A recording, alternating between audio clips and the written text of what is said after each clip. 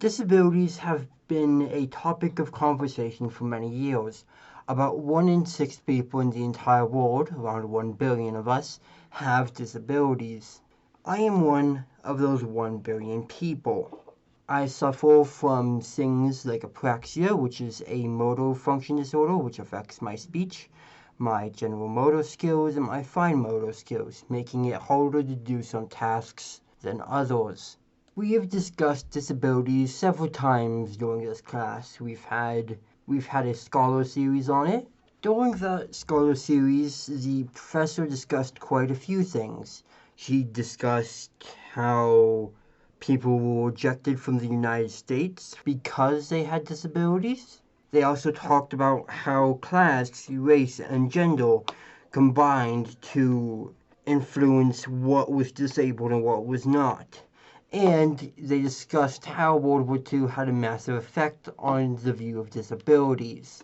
During World War II, people with disabilities, along with the Jews and other minorities, were targeted for the Holocaust. And so lots of people with disabilities fled to neighboring countries, such as the United States, United Kingdom, to Asia, and other places around the globe. The disability population in Germany has still yet to recover. About 9.4% of Germany is disabled, and a total of 34% is 75 years or older. While the UK Kingdom, on the other hand, has a total of 27.2% disability rate. World War II was not that long ago. I have family members who lived and fought through World War II. During our time of disability studies, we learned about quite a few disabilities. The most common are things like autism, OCD, while there are some rarer that are like apraxia and other neurological disorders. We read the neurologics of the flow state.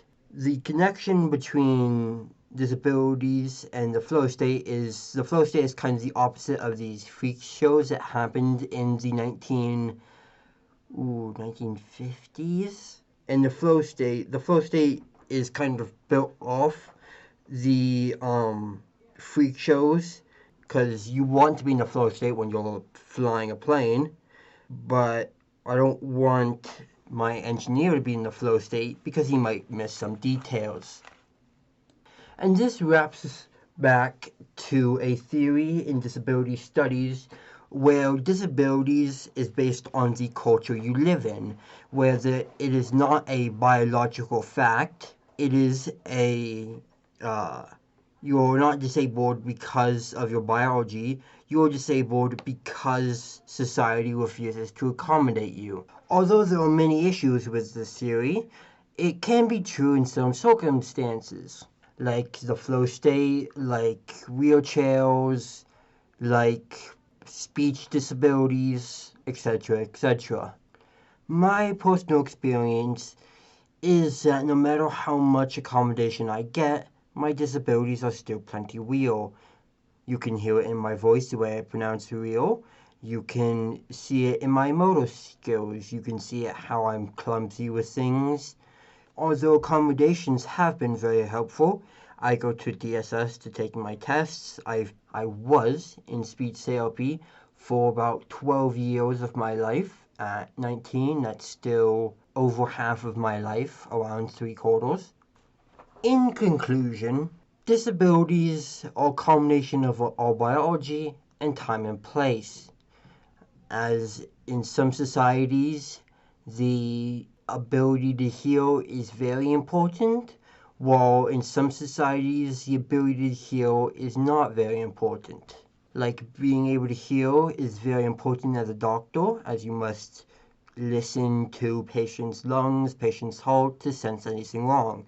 But if you're walking in a city where people get overstimulated easily, having limited hearing can actually be an advantage. But some disabilities, like my speech impediment, are biological, and no matter how much I do my best to fix them, they will always exist. I hope everyone enjoyed my speech and has a great day.